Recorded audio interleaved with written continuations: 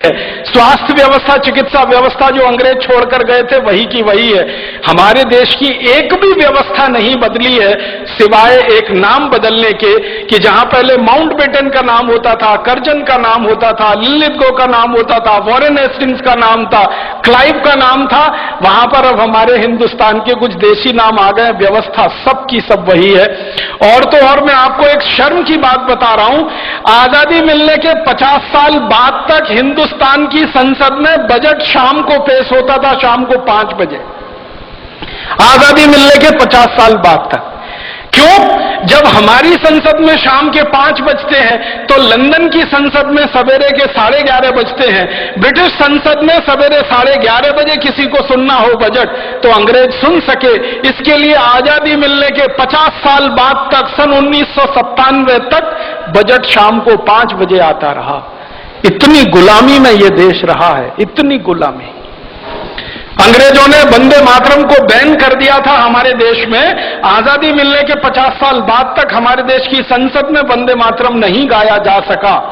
ये शर्म की बातें हैं हम सबके लिए। तो इसलिए हमारा मानना है, कम से कम मेरा तो मानना है, आजादी आई नहीं है, स्वतंत्रता मिली नहीं है, सत्ता का हस्तांतरण हो गया, गोरे अंग्रेज चले गए, काले अंग्रेज आ गए, देश वैसे ही चल रहा है, व्यवस्था वैसे ही चल रही है। इसलिए न किसानों की हालत सुधरती है, न मजदूरों की हालत सुधरती है, न गरीबों की हालत सुधरती है, न मजलूमों की हालत सुधरती है। क्योंकि ये व्यवस्था जो आज चल रही है, ये तो अंग्रेजों ने बनाई थी लूट के लिए, खसोट के लिए, बर्बादी के लिए। आजादी मिलने के बाद अगर व्यवस्था वही चलेगी और आप ये कहो लूट ना हो, तब तो ये होने वाला नहीं है। लूट तो इस व्यवस्था का मुख्य आधार है। पहले अंग्रेज लूटते थे, अब हमारे ही काले अंग्रेज लूटते हैं इस देश को। पहले अंग्रेज लूटते थे इस देश को और लाखों करोड़ों रुपया लंदन लेके जाते थे। एक अंग्रेज का जानकारी देके मैं खत्म कर रहा हूं। रॉबर्ट क्लाइव नाम का एक अंग्रेज था, हिंदुस्तान आया, बंगाल का राजा बन गया, गवर्नर हो गया, लूटना शुरू किया उसने। कलकत्ता नाम के शहर को 7-8 साल लूटा। लूटने के बाद सारा माल लेके लंदन गया। ब्रिटिश पार्लियामेंट में उसकी शिकायत हो गई। कई लोगों ने उसकी शिकायत की कि इसने बहुत अत्याचार किए हैं भारत में और लूट मचाई है, तो उसके खिलाफ मुकदमा चला।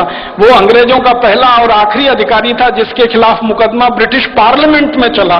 तो एमपीज कुछ खड़े हो गए और उससे पूछने लगे, भाई तुमने क्या लूटा है, कितना लूटा है? तो कहता है कि मैंने जितना भी लूटा है उसका आकलन तो नहीं किया है, लेकिन भारत से लाने के लिए पानी के मुझे 900 जहाज लगे, 900 शिप्स भर के मैं सोना चांदी हीरा जवाहरात कलकत्ता से लूट कर लाया।